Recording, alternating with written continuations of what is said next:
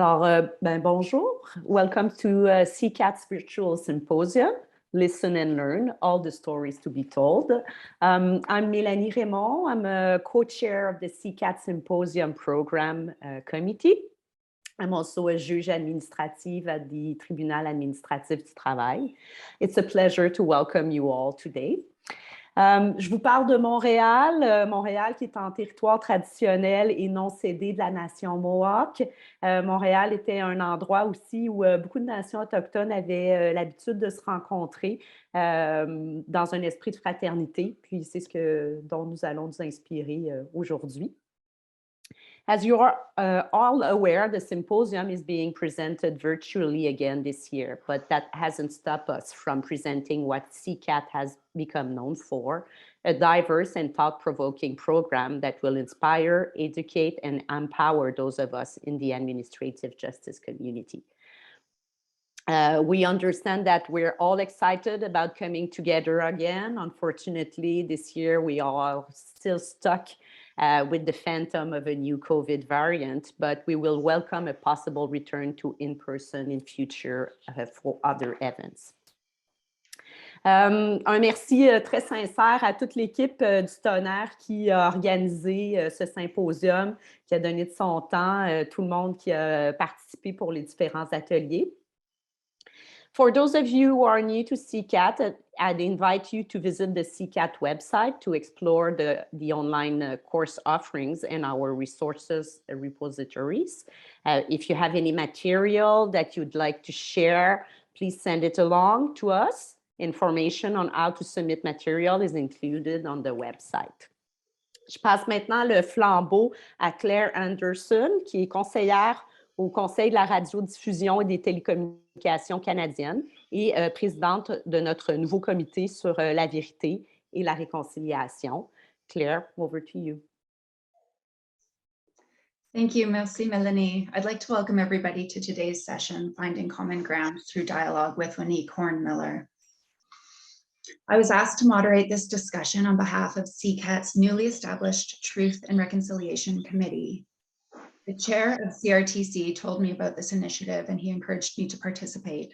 I think there may have been discussions between him and the organizer because when I got in touch, she knew about me already. I'm excited to be a part of a committee that will provide learning opportunities such as this one to tribunal members and tribunal staff to learn more about what reconciliation means and why it is necessary to ensure that we're implementing the TRC's calls to action in the work that we do. I mentioned tribunal staff in particular because often it is staff members who make recommendations for us to consider. And we are able to make more informed decisions when staff has been contemplating reconciliation throughout the entire work process. In addition to learning opportunities, I hope that our committee can be a forum to share ideas about what our respective organizations are doing or could be doing to advance reconciliation in the tribunal context. At the CRTC, we have a reconciliation champion who recommended this book to me, 21 Things You Might Not Know About the Indian Act by Bob Joseph. And when I was reading through it, I saw that the Indian Act defined a person as any individual other than an Indian until 1951. And it reminded me of a story my father shared with me when I was a young child. He said he had to recite that definition of what a person is, who a person is, to his classmates out loud at residential school. That experience shaped his sense of self and well-being, and his experiences had an effect on me as well, and it wasn't always a positive effect, as you can imagine. The beauty in that story, though, is I work for an organization that has 2 reconciliation champions who work with a group of individuals, Indigenous and non-Indigenous, that are dedicated to promoting reconciliation at the CRTC. And I have a boss who encourages my participation in this newly established committee. So we've come a long way since my father was 4 years old, being forced to say that he wasn't a person under Canadian law. I hope that we can share strategies that our organizations are undertaking.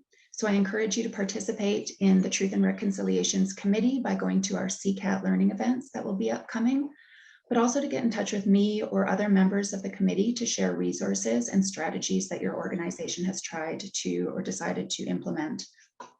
I believe that there's power in numbers and we can find solutions more effectively when we work together collectively. So now I'd just like to do a few housekeeping details before we start. So I would like to remind folks to please check your inbox for the login details to join all the sessions, which are happening each Wednesday, or check them the day before the webinar. If you don't see them in your inbox, make sure you check your spam or junk folders. And if you still can't find your login information, please email the CCAT office. And I believe one of my colleagues will be putting up the email address in the chat box right next to this presentation. So for those who purchased a full series registration, you'll receive login details about the webinar recordings, and Waneek has graciously agreed to allow the recording for today's session to stay up for an entire week. We are pleased to provide simultaneous interpretation for the webinar series. To activate the feature, please click on the simultaneous interpretation button at the bottom of the screen. It's an icon that looks like a globe, and please select your preferred language, English or French. Please select mute original audio if you are using the translation services. We hope that you will actively participate in all our sessions through the question and answer in the chat today. The Q&A and chat buttons are located at the bottom of your screen. Please use the Q&A to answer questions to the panelist, and you'll also have the ability to upvote on questions. We encourage you to engage with fellow attendees throughout the chat, either as a group or individually. It's a great way to share your thoughts and provide resources and relevant web links. Finally, if you experience technical issues, please send an email to the address shown in the chat. And I'd now like to introduce our outstanding presenter for today's session. Waneek is a Mohawk Bear Clan woman. She works and travels extensively in the Indigenous world as a sports commentator and as a passionate advocate for sports, fitness, and wellness. She has traveled extensively throughout North America, speaking of her journey from being stabbed during the Oka crisis to her experience at the Olympic Games. As one of Canada's few Aboriginal Olympians, Waneek has used her passion and experiences in sport to influence Aboriginal and non-Aboriginal leadership towards making sports and wellness a community building priority. Waneek has also assumed the role of Director of Community Engagement for the National Inquiry into the Missing and Murdered Indigenous Women and Girls. By connecting the Commission to victims' families as well as to the public, she provided a recognizable and trusted face to an incredibly important initiative, one that seeks justice and to raise awareness of violence against Indigenous women and further the dual tasks of healing and reconciliation. Waneek is currently working as a brand ambassador for the Aboriginal company Manitoba Mucklucks, and she's the director of the Story Boot Project, a program that supports traditional artists by selling their work for art prices worldwide, and running the Story Boot schools, where the art of mucklucks and moccasin making is passed on to the next generation. So with that, I'd like to invite Waneek to provide her presentation. Thank you very much. Sego, thank you so much, Claire. Thank you, Melanie. Merci beaucoup. Thank you so much for having me here. I'm really, really honored to get a chance to spend this time with you and to be asked by such an esteemed people and doing important work to share my story. But before I get started, I'd have to traditionally introduce myself. My name is Waneek Garakunuta Onak Garagete Sunshine Horn-Miller. I am a Bear Clan woman, mother of 3 beautiful babies, and I'm from the communities of Kahnawake, which is on the south shore of Montreal, and Ohsweken, which is otherwise known as Six Nations. And I'm currently a visitor on the unceded territory of the Algonquin or Anishinaabe people here, otherwise known as Ottawa. And I usually start this, my presentations, and especially something as important as talking about dialogue and talking about moving forward and talking about sharing within my understanding of my people's ways of knowing. We do something called the Ohonde Agare Dekwa. And I'm not an expert, and it's usually a very long process. But what this is meant to do before meetings is it's meant to bring people's minds together, to acknowledge everything that, situate all of us in where we are, and that we bring in not only the human brothers and sisters, but the animals, nature, all of that into this, and make sure that our minds come together in this moment. So I want to do that just before I share my story. So I'm just going to acknowledge that we're here and that spring is coming. And with that is that renewal. So all the bugs and the animals and they're all waking and everything is being renewed with this springtime. I want to acknowledge all of that. And with that comes the planning for our gardens and the food and what that means in working together and coming together as families and communities. I want to acknowledge, the sky people and the ancestors that we all bring with us. Like all of us come from every walk of life, and you bring with you your own legacy, your own experience, and with that is help form who you are today. I want to acknowledge that. I also want to acknowledge that many people are going through times right now that are hard and difficult, whether it's sickness or just being in a pandemic for 2 years, or perhaps you have family that is going through war, such as what's going on in Ukraine. I want to acknowledge what you're going through, that hardship, and honor that you're here today anyway to share your fire with us. I thank you for that. I want to acknowledge all of my family, your family, and all those people that support us and allow us to do this work, and the people that inspire us to do the work we do and try to be the best human beings that we are, that we can be every single day. So I want to, that's a very, very, very quick version of that, but it's an acknowledgement of your fire, my fire, and all of that makes us come together for the next hour. We're going to come together and share our fires with each other, bring our minds together, and hopefully be open our ears and our minds and our hearts to kind of having that dialogue. So thank you for letting me do that. I am not a leader. I'm not I am a person that's been through a lot of things. I've gone through, I'm my 46 years now, I guess I say, I've got a little bit of track behind me, and I can look and say, I've gone through a few things, but I don't speak on behalf of anybody but myself and my own experiences. And you may hear in my story that there are similarities among other Indigenous people and what they've gone through, but I don't claim to speak on their behalf. And I want to share my story with you. I want to share a little bit of what I've been through. So I'm going to share my screen. Give me 2 seconds to pull this up and get this, and I'll start. Okay, play from the start. All right. Hopefully everybody can see this. Can somebody come on and give me a thumbs up that this is all working properly? Hopefully. Okay, thank you. I got a lot of hands up. Thank you so much. So I wanted to come in here and speak, especially to all of you who work in such a field where you are bringing people together to find solutions. In all the work that you do, you're trying to find justice, solutions, and actually ultimately seeking something that is very relevant to my people's. We have something called the Great Law of Peace, and ultimately what we're supposed to be seeking is peace. We're supposed to be seeking peace. And when we're not peaceful, we understand that there's an imbalance going on in our lives. It could be an imbalance with another person. It could be an imbalance in our own lives, our health, our wellness, our mental and physical and spiritual health. So ultimately, we try to rebalance those and seek that great peace, which is the ultimate destination every day in what we try to do. So I mentioned, that I'm only speaking on my own behalf, and this is actually a video. I'm going to see if I can get it to play. Yes, I actually played water polo.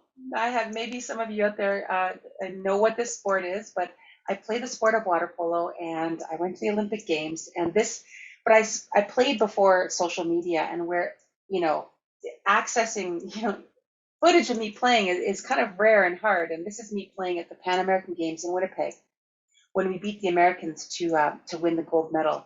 And it's probably one of the best games I've ever played in my life. I scored a hat trick, which is I always seem to kind of rise to the occasion to play the Americans. I'm not sure why, but I guess it's ingrained in all of us up here north of the border that's our biggest rival.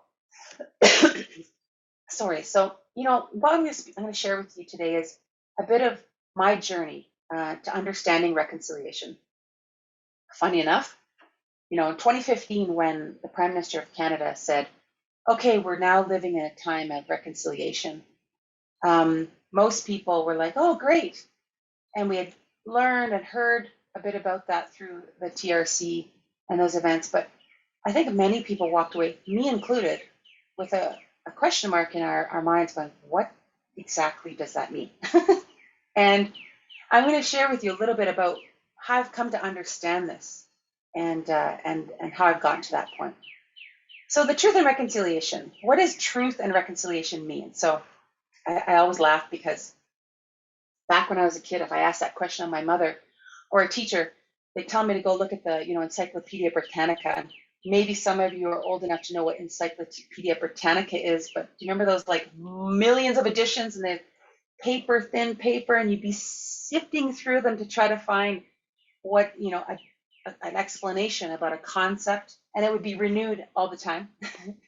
But now you can just ask Google, and all these things pop up.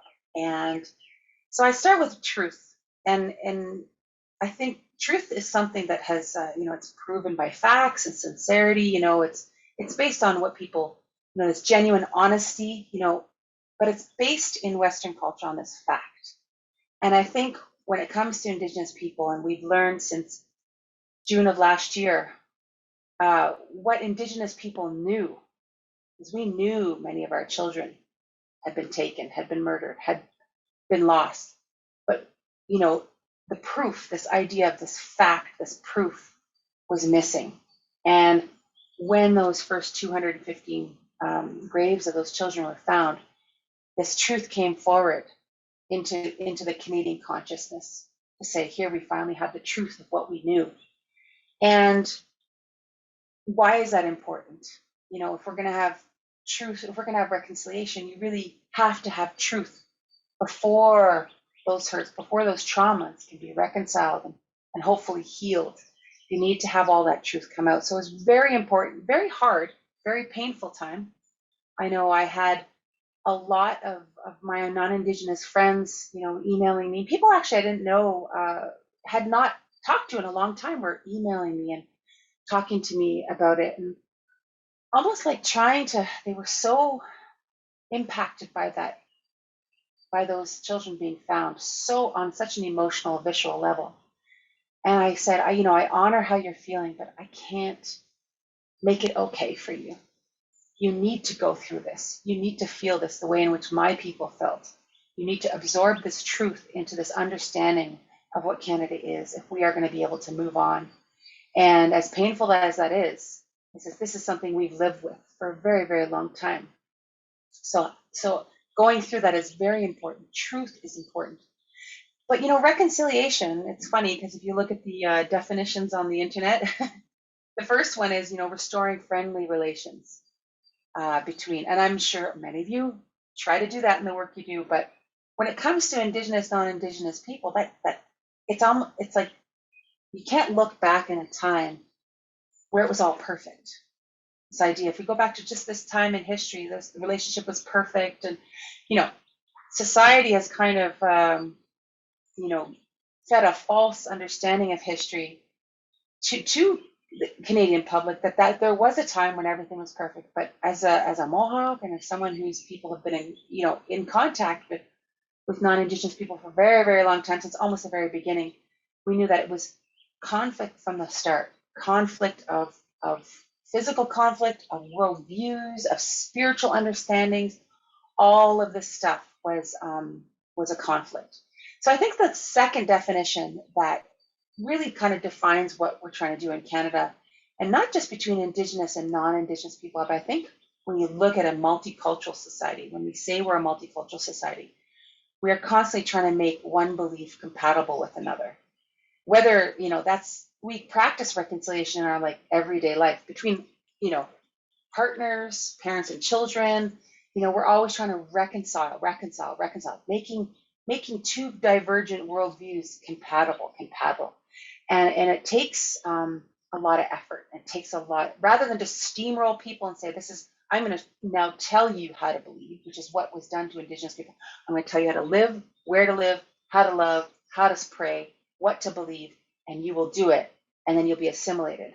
We are trying to do it very differently now. We're trying to make these divergence beliefs come together. And that's hard work, but it's not impossible.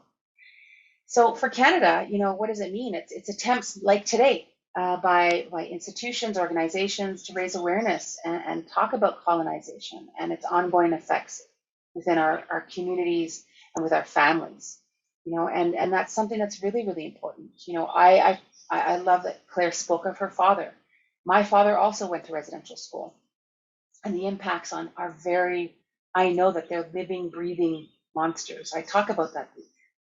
What that has done and what residential schools didn't end in 1997 when the last school was closed.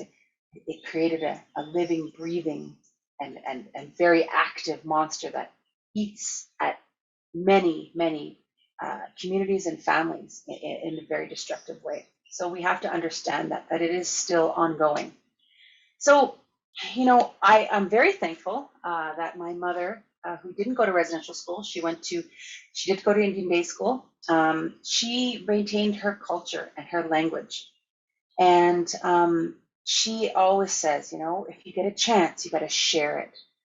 The window into who we are, our worldview, how we understand the world, how we interact with the world is a lot through our language.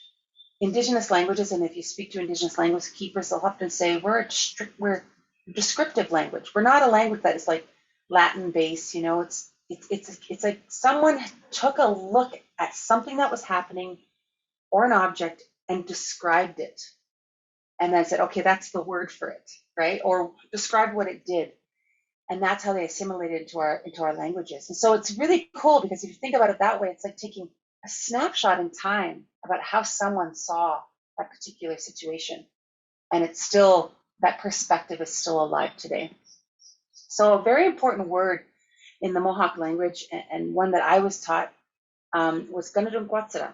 So Ganadunquatsara is a word, how can I say, it's a, like if you speak to Indigenous language keepers, they'll often say English isn't a complex enough language to really explain what we're talking about, but loosely translated, it's the ultimate energy or power in the world, and it's the power of love. What does that mean? So my mom would say, when you're making decisions, when you need to make decisions based on love, and she would say, first you need to show love for you. Like you're only born into this world really owning one thing. That's your body, mind, and your spirit, that body, that being that you are. And you need to show it love. You need to treat it properly. You need to feed it healthy. You need to give it, pure water. You need to take care of it. She says, for two reasons. It's really the only thing that you have. It's going to get you there, but you also need to show the world how you want to be treated. If you treat yourself with respect, that's how you are telling the world how you want to be treated. You must protect your spirit. You must protect your mind. This is a very sacred to us, and my mom, even I laugh about this because my mom would say to us, go to school, you got to go to school, but don't get educated. And I always wonder what that meant, but my mom was telling me, go to school, learn to read, write, all that stuff. Don't lose the ability to think independently and critically. That's protecting your mind. That's protecting your own individual thought. Question, ask why. And she would say that to me and my sisters. When I was little, I thought my mother, this teaching was just to kind of get me to eat my vegetables and go to bed on time and just, be an obedient little girl, right? But as I got older, I understood a little bit more about what she meant about treating yourself, like that understanding of treating yourself with love. And it was when I became a teenager, and like, it doesn't show now, but when I was a teenager, I was like, this is the late 80s, early 90s. So I was a punk, fishnet stockings, Doc Martens, crazy hair. And I loved, I always fell for the baddest boy that walked in the room. The one that had the biggest, darkest cloud over his head, the biggest chip on his shoulder. That is the guy that I fell for. And I would say, I'm going to love you. I'm going to fix you. I'm going to just make everything right. And well, as we all know, you can't really change anybody but yourself. And I soon learned that, yeah, that it would, it would go south pretty quickly. And I'd have my head on my mother's lap and I'd be crying, and she would be rubbing my back and I'd be crying about this guy, my broken heart. And she would just say to me, are you showing love for yourself by letting him treat you that way? And it made me pause, and I think to myself, first, I had control. Like, I didn't have to let someone treat me that way. And I could say no. I could say I don't want this. And she would say to me, she's like, love doesn't hurt. Love should make you feel good. Love should make you feel powerful and positive and warm. She says, if love hurts, it's not love. It's an addictive relationship. And she really taught me at a young age how to differentiate between the two, and that ultimately, someone hurting me, I could say no. I had the right to say no to that person and to that relationship. So this would prove to be a very important teaching that I would carry with me and help me make some really hard decisions throughout my life. So my journey was, I'm, water polo player. It took me 17 years to get to this exact spot. I'm playing at the Sydney Olympics, co-captain of the women's water polo team. I'm scoring hat tricks against the Americans again. Seems to be my thing. But this journey started many, many years before I was born, and it started with this woman. So this is my mother. Just to give you a little bit of background about my mom, and I really like that Claire pointed out in the opening about that concept that we weren't considered humans or people legally until the early 50s. Well, my mom was born in 1940, and she was born in a time where if you got a university, a law degree, engineering degree, a medical degree, you became non-Indigenous. You couldn't leave the reserve without a pass. Children would be taken by law to put in residential school. If you served in the military, you became disenfranchised.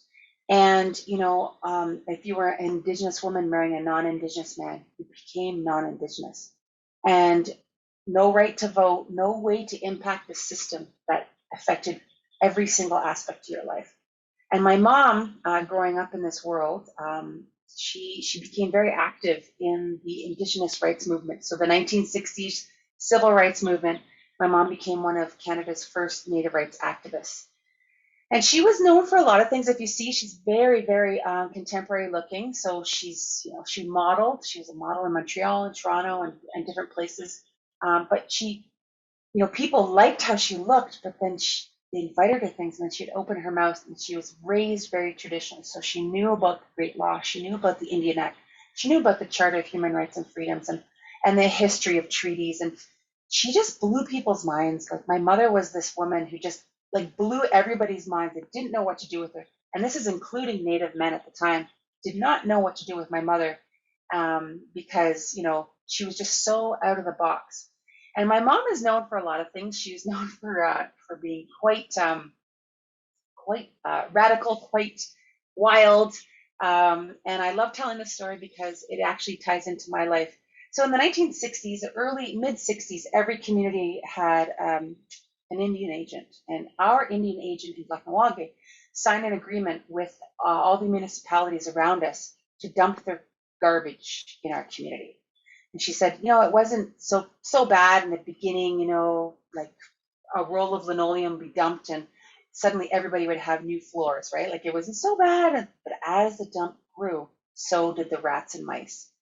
And with that, complaints, and people said, we got to get this dump out of here. And the Indian agent's like, sorry, there's nothing I can do. We signed a 99-year lease. Like, this is not going to get rid of it. So my mom was like, what do I do? What do I do? And at the time, my mom was one of the most known Native people in Canada. She was like the most photographed woman in 1968 in this country. And so she said, I'm going to try and call up, Indian Affairs and see if I can, do something. So she called up the deputy minister's office and said, I want to come and do Indigenous or cultural sensitivity training.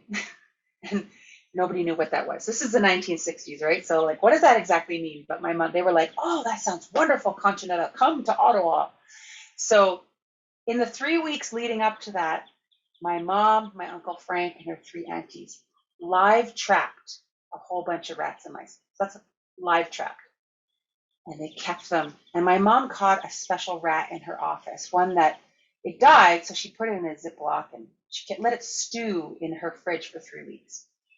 So the morning of this meeting, they all got ready to go and collected up these rats and mice, put them in a bag, put them in a box. My mom grabs her special rat, sticks it in her purse. They get in the car, go to Ottawa, invited to this beautiful room with all the upper echelons of Indian affairs.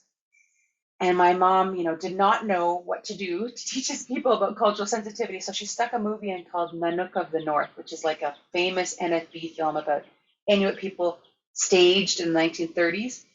And they watch this film, and then the film ends, and the deputy minister gets up and says, oh, I feel so sensitive. Thank you so much, Continetta. And it was like, time to go, And my mom goes, wait a second. I want to talk to you about what it's like to be an Indian on a reserve right now. And she gets my Uncle Frank to bring over the box, and she pulls out this rat. She starts talking about this dump, and would you have a dump next to your house? And she's shaking this rat around. Everybody's kind of, ugh. And my Uncle Frank loves to take over this story. He says, Waneek, do you remember what it's like, what in the 1960s, what the pants were like? And I'm like, no, I wasn't really alive. I wasn't alive. He goes, well, everybody wore big bell bottoms, even men in suits. And I was like, oh, okay. He goes, well, when your mom was, hanging that rat and talking to them about this dump, and suddenly it slipped out of her hand and splat on the table, nobody noticed that the box woke up, all the rats and mice, and it started to move. And he says, that's when I knew I should tuck my pants into my socks. And suddenly the box tips over the side of the table. All these rats and mice go pouring out. And he said those big bell bottoms were like super highways for the rats and mice, just running up their pant legs, up the curtains, everything. It was absolute chaos. And my mom was sitting there. She said, I couldn't have planned it better. Her standing there just watching chaos, the 3 aunties kind of smoking in the corner, and my Uncle Frank kind of sitting there. Absolute chaos. Well, guess what? The dump was moved. Imagine if you bring a little bit of the dump to them, they might understand why you want it gone. So fast forward 30 years. I'm just fresh out of the Olympics. There's a big conference in Ottawa. I'm invited to Ottawa. We're at, downtown. The MC starts calling up these famous Olympians to the front, medalists. So I'm not a medalist. I came 5th at the Olympics. I'm really happy about that. Now I'm really proud. But 3 months after, not super happy about that, right? Still kind of depressed and sore from not winning my medal. I get called up because I'm part of the mosaic of, Canadian sport. And you have all these athletes, they all know each other, secret handshake, and they're all like, oh, And then the MC says, we have a very special guest that wants to meet all of you. And I was like, oh, cool. Because sometimes, famous singers or, actors want to meet Olympians. So I was like, oh my God, I hope U2's in town. Is Bono around? I was really excited because I'm a huge Bono fan. And suddenly says, we have the Prime Minister of Canada. So not many of you know that the only Minister of Indian Affairs ever to go on to be Prime Minister of Canada is Jean Chrétien. And why? Because it's really a tough job. It's a career killer for many in the past. And Jean Chrétien is also known for trying to push through the white paper, which is something that would have eradicated Indigenous rights, greatly impacted in the Constitution. And so I obviously knew all about the white paper. My mom fought tooth and nail against it. So when Jean Chrétien walks in, I'm like, oh my gosh, it's the Mr. White Paper. I was like shocked. I'm like, what do I do? Do I fight him? Like, I don't know. What would my mom want me to do? And I thought, oh my God, probably not a good time to pick a fight with him. He's surrounded by security. So I stood there and he's saying hello to all these Olympians. And when he gets to me, he looks back and he goes, how is your mother? The way he looks, and I go, oh, she's really good. And all these other Olympians are like, who the heck? He knows her mother? Like, what? Who is this girl? He goes, oh, your mother was a fighter. She really kicked my butt. And I said, yep, she'd still like to very much kick your butt. And he goes, oh, will you tell your mother I said hello? And I said, I will, I'll tell her. And I went home that night, back to Guatemala, and I said, guess who says hi, Mom? And she's like, oh, the Prime Minister of Canada. I says, hi, he remembers me. He goes, really? And I said, he remembers me? I'm like, yeah, like you let rats go in his office building. You don't forget a woman who does that. But the reason why I'm telling you this story is that, my mother was one of those people that no matter what, like she couldn't find one way, she would find another way. She never lost her sense of humor. This is her trying to get into Buckingham Palace to serve the Queen of England with like a notice that she's claiming England in the name of the Mohawk Nation. And the guy's like, what are you talking about? She's like, well, you did it to us and there were millions of us, so we're going to do it back to you. But my mom was very, very, she had a lot of experience in the world and understood the reality of being an Indigenous person. And when she was in her 30s, started having kids, and this is a picture of me. I'm, before the digital era. So I think the very few photos of me as a baby, I look surprised that I made photos getting taken.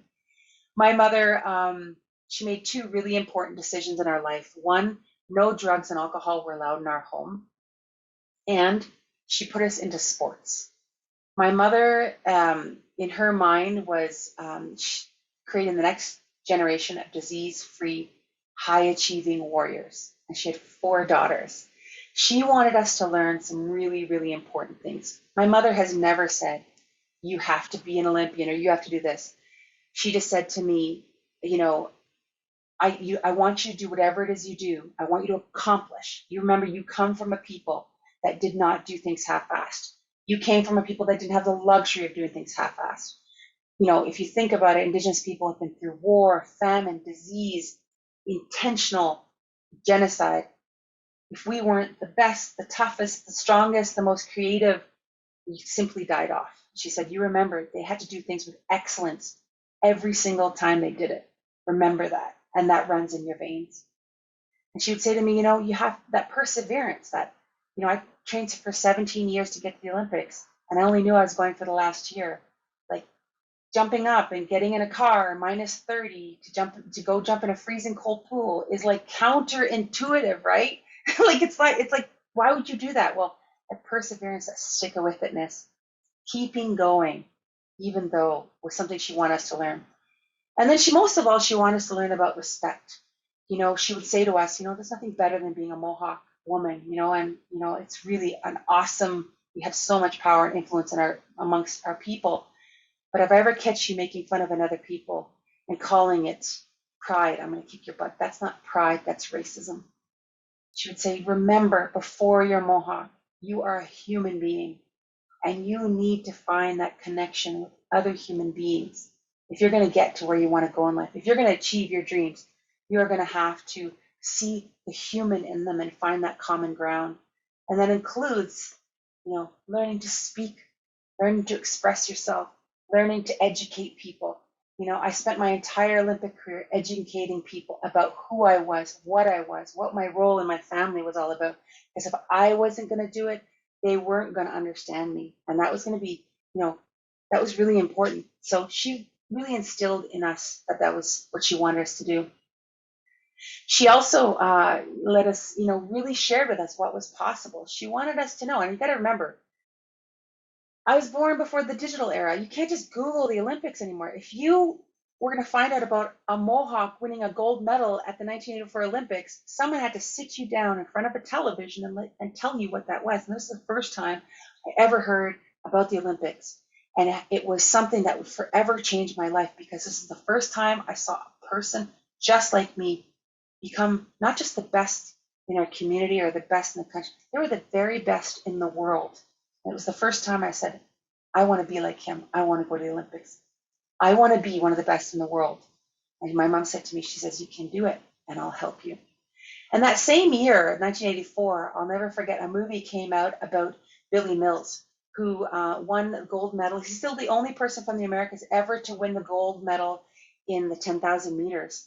And a movie came out called Running Brave. And I want to share with you the last lap of his 10,000 meters, because it was voted one of the top 10 finishes in Olympic history. The stretch produced an amazing finish by Billy Mills. And here we go in the final lap for the gold medal in the 10,000 meter. And up front is Bill Mills. He's pressing Ron Clark, the world champion. Bill Mills of the United States, number 722, is leading Ron Clark. And in third place right now is Mahout Gammoudi of Tunis. A tremendous upset if Bill Mills can hang on. But Gammoudi goes out ahead as Gammoudi right now leading in the 10,000 meter. Ron Clark is third. Rather, Bill Mills is in third. Ron Clark is in second right now. This is the final lap for the 10,000 meter. The unheralded Mahout Gammoudi of Tunis is putting on a tremendous sprint. He's out ahead of Ron Clark. Bill Mills, the United States, is in third place. This will certainly be the fastest 10,000 meter ever run by an American. Here's Mills, who seems to be boxed in. Suddenly there's an opening, and here he comes.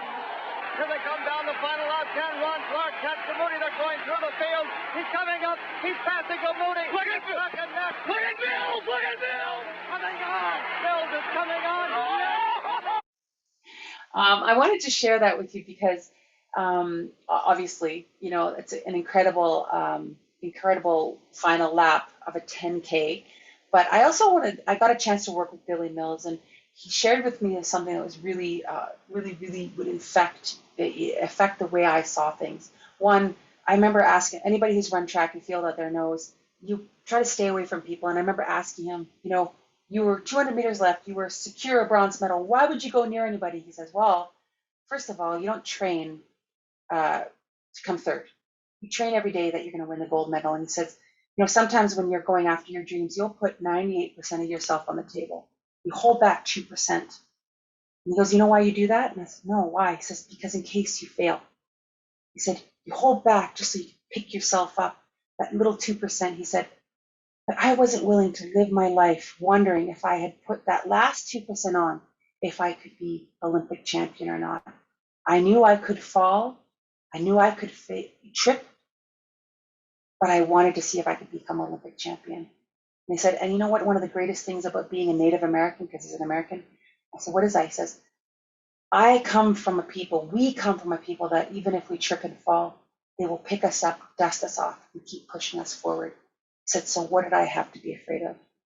And this would prove to be something that would be very, very important to me in how I saw giving everything and fear moving forward in my life. You know, every dream also is made up, yes, of accomplishment. It's also made up of overcoming. Anybody who tell you, you know, that who have achieved something that they dreamed of doing will tell you it's those times in their lives when they were at the fork in the road. Do I quit? Do I keep going? And for me, it was when I was 14 years old during the Oka crisis.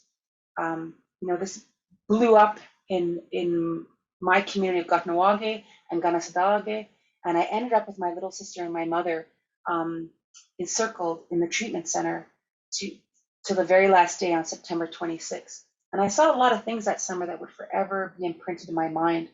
I saw race riots. I saw, you know, Mohawks being burnt in effigy. I saw our cars being stoned, our elders being stoned, and the police doing nothing about it. But I also saw Indigenous people rising and rising to take on and to assert and to say, we want our treaties, we want our rights, you know, acknowledged, but not just acknowledged, honored. And I saw Indigenous women rising, you know, being leaders during this crisis. And that would be really, really important for me to see as a young Indigenous woman.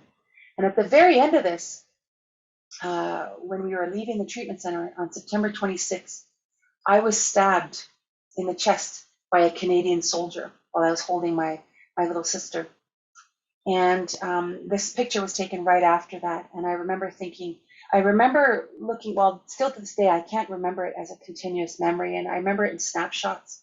And when I finally got medical, psychological PTSD treatment, they told me that's when you're in extreme duress, your mind either breaks or it will kind of shut down to try to protect itself. And, you know, I do remember what I felt at that time. I felt so much pain, rage, anger, frustration, sadness, fear, all at once. I felt like I was going to explode. And I didn't get to see it. I didn't get medical treatment until 22 hours after.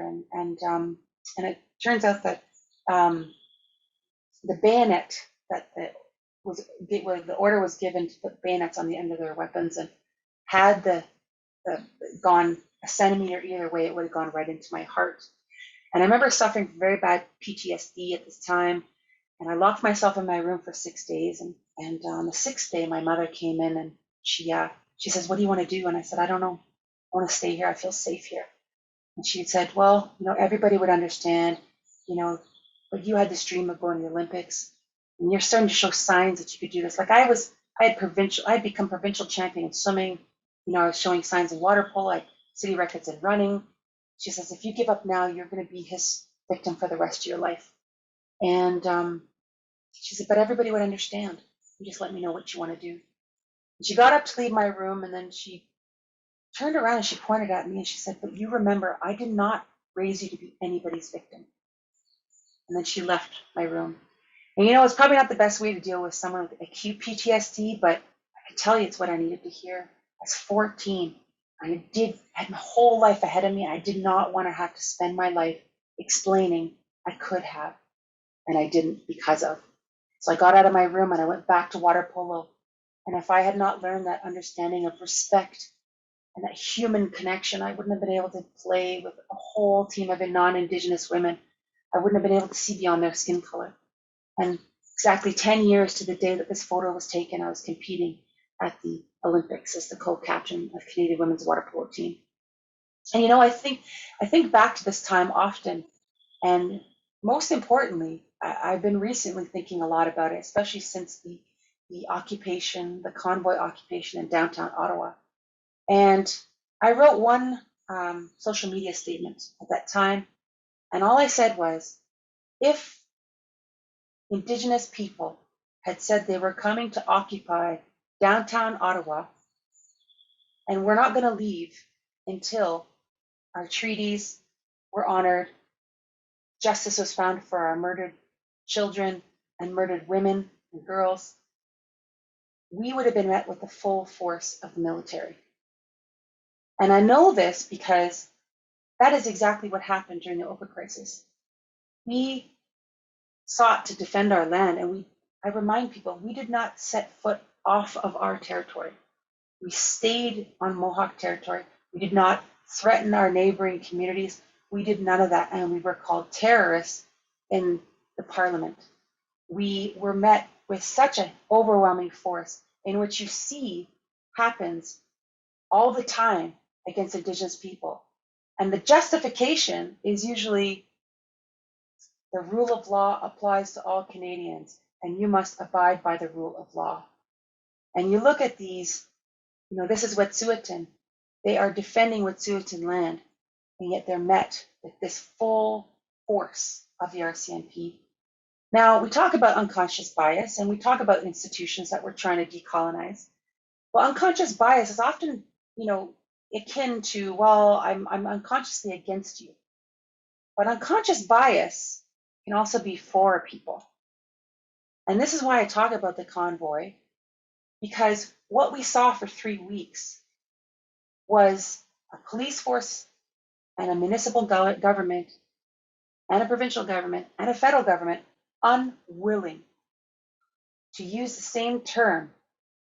The rule of law applies to all Canadians, and you'll be met with the full force of that law. You have to abide by it. You saw accommodations. You saw, even though there was human rights violations in the hundreds, all of this happened, and you did not see the same impact that Indigenous people have faced throughout history. And I say that because it's important to recognize this, because this actually gives me an opportunity to talk about that unconscious bias and what is justice, and is it equal? And if you're a person of color in this country, you know there's 2 legal systems. You do not expect justice. You expect to have to, it's an uphill battle to seek justice. And it's something that we know. And I think it's really important to recognize this and speak about this and do something about it. We have to acknowledge that this is a real living thing, and that what we saw a few months ago in Ottawa was a great example of unconscious bias for the people. Now, just as I'm ending off my presentation, I know I went too far, too long, but what kind of warrior are you? And I talk about this right now, and we're living at a very pivotal time in history. We'll always go back. It's kind of like, where were you on 9/11? People are going to say, where were you the pre-COVID or post-COVID? We're going to be talking about the truth and reconciliation. We're going to talk about the finding of these graves. We're going to talk about the truth coming out. And it's going to be taught generations to come. And right now, every single one of you are writing your legacy. And your great, great, great grandchildren. We have a teaching among most Indigenous people about that 7-generation rule. Well, that applies. Your great, great, great grandchildren are going to be learning about this time in history. And they're going to ask their parents, well, what did great, great, great grandma and grandpa do at that time? And I encourage you to make that, what comes out of their mouth, be inspirational. Be something that will show them that you did something to make change, that you sought true justice, that you sought to make a change in this country, that they will one day be inheriting from us. You know, you have control over that. And I think about that every day. You know, they are going to need, in their time, they're going to be faced with things that they're going to need inspiration. And their parents are going to say to them, do you know who your great-great-grandma or great-great-grandfather was? They stood up for what they believed. They stood for things. They stood sometimes in an uncomfortable position, but they stood for what they believed. They stood for justice. They stood for human rights. Sometimes it's not easy, but I want you all to know that you're not alone. We're all trying to write that good history that our children will be telling about us. So thank you so much. I'm going to stop sharing. There we go. Hi. Hi, thank you so much for your presentation. It just truly blew me away. It was inspiring. It just had such an effect on my heart. And in particular, you said at the beginning of your presentation that when you were younger, your mother would console you and say that love isn't supposed to hurt.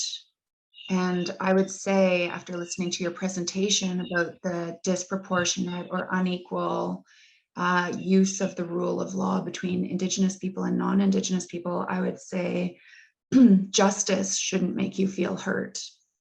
But being Indigenous myself, I know that our justice systems constantly hurt Indigenous Canadians. Like we were saying before the presentation, 96% of the children in care in the Yukon are Indigenous. And there are times when 95 to 100% of the people at our correctional center here in Whitehorse are Indigenous. And so I would say that justice hurts us daily. We have the fortune of having this discussion in the presence of quite a few people that work in the justice system for administrative tribunals or sometimes in the court system. So I was wondering if you could give us pieces of advice from your heart for what we can do as regulators, as people working within the legal system, to try and make justice stop hurting Indigenous people. Well, you know, I can only speak from my own path, and I know that reconciliation and contemplation about all of that starts within myself.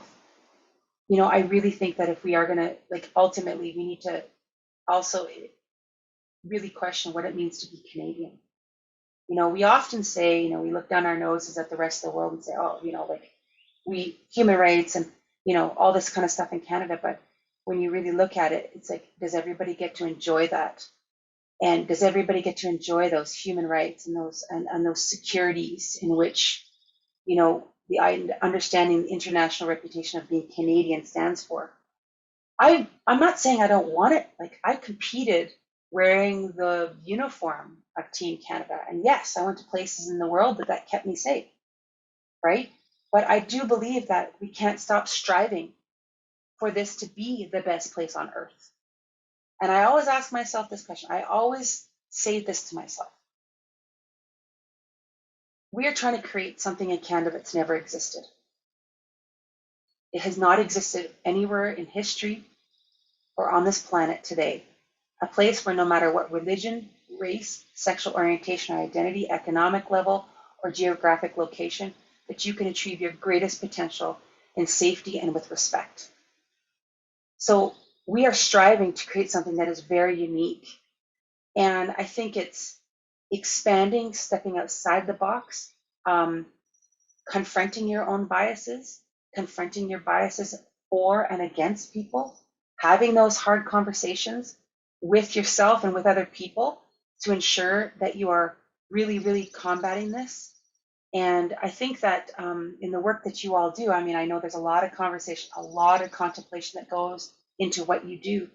And then I think that's really important to potentially circle back and talk to those people in which you are serving.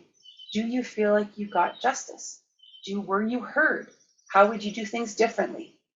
Very rarely have we ever been asked. Like, I went to the Canadian Human Rights Tribunal after the Oka crisis about being stabbed, and I lost. At 15 years old, I lost. I was told that because I was offered medical treatment, my human rights were not violated.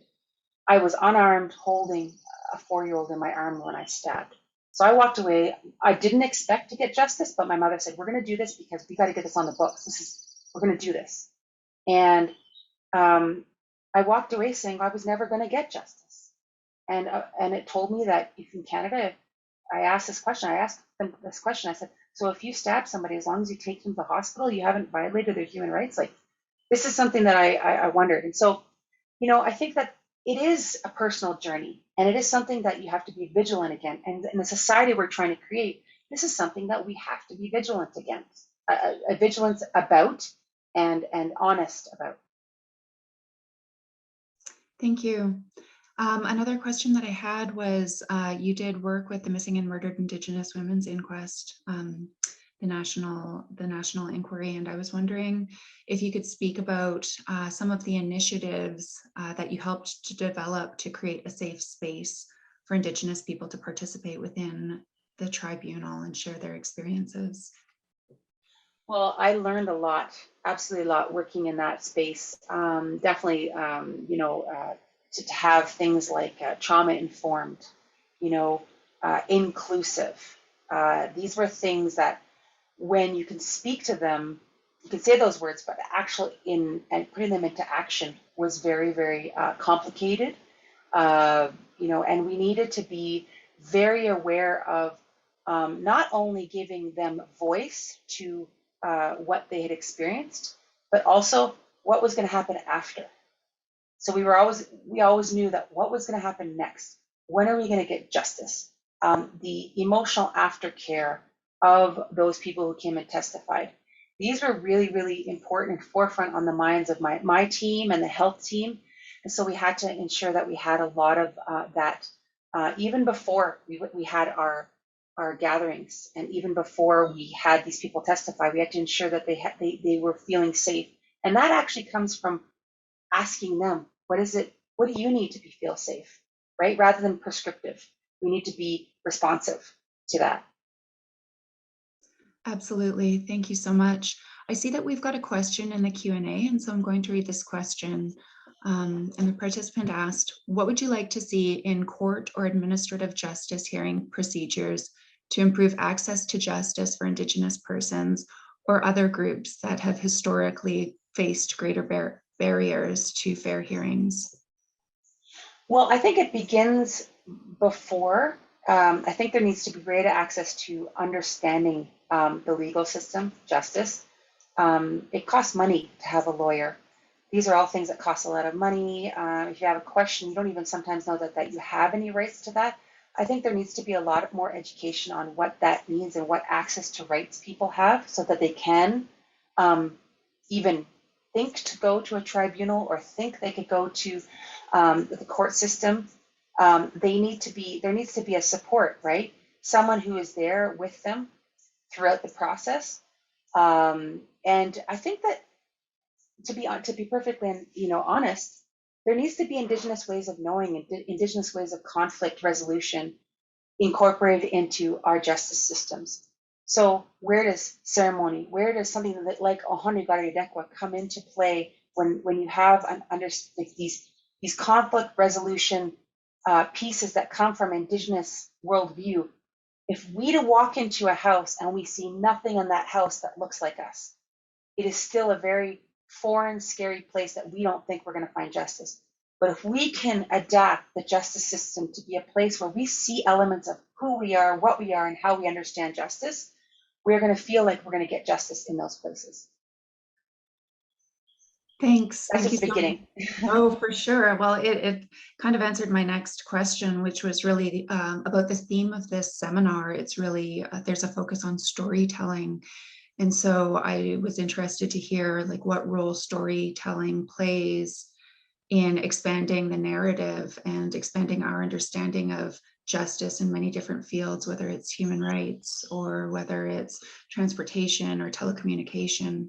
Can you talk about the importance of storytelling to our institutions? It's everything. It's how we transmitted our own laws down through generations. It is how we transmit our history, right? And our understanding of ourselves. And so when you want to try to indigenize spaces, you need to make room for storytelling. You need to have the time for that. It takes time to incorporate storytelling into processes. And I know we're all on a timeline and we want to get things done quickly, but sometimes making a little bit of time to incorporate that storytelling aspect into these things, it actually gives that sense of respect, but also a place where, like, you know, I put my story into this context. Now it's going to be there and potentially help someone else down the road, so another Indigenous person or another person that's seeking justice. So I think storytelling is huge. I mean, you probably know this as well as mine. Whenever you ask an elder, can I have a simple answer? They never give you a simple, they tell you a story. And I do, you know, when I do it, I find myself doing the same thing, right, to my children. Because one thing that you have to understand, and like going back to my very initial conversation with my mother, was you do not want to impact that person's independent thought. And being able to assimilate information and think for yourself was very, very important. You know, and telling someone, prescribing them to how they're going to think and how they're going to act is messing with someone's mind. So by storytelling, you're giving them ideas, you're telling them what you think, but not trying to prescribe to them what they need to think. Thank you so much. Unfortunately, we're over our allotted time, but I wanted to thank you sincerely for sharing your experiences. It's been inspiring, and at times it was really emotional and hard to hear, because I think that your story resonates with a lot of Indigenous people across the country. So I want to thank you for being so open and so vulnerable.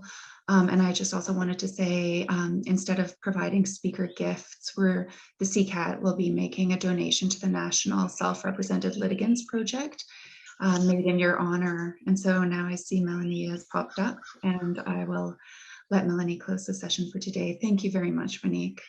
Thank you so much, Claire. Thank you, Waneek. Thank you, Claire. Thanks to all of you for joining us today for today's session. It's still not too late to register for the webinar series, so be sure to pass the word along to your friends and colleagues. Session recordings will be available to full series registrants only.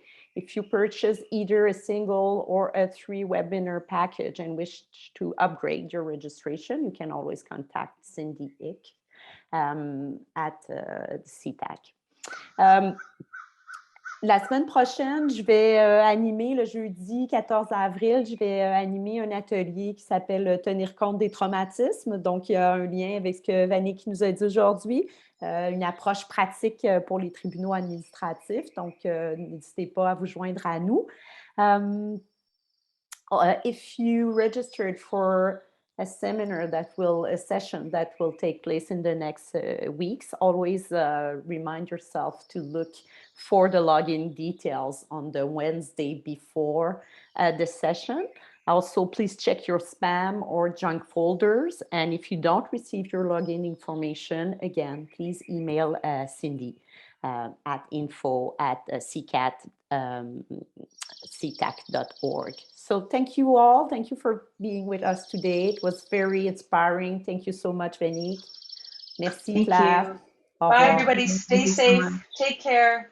Bye.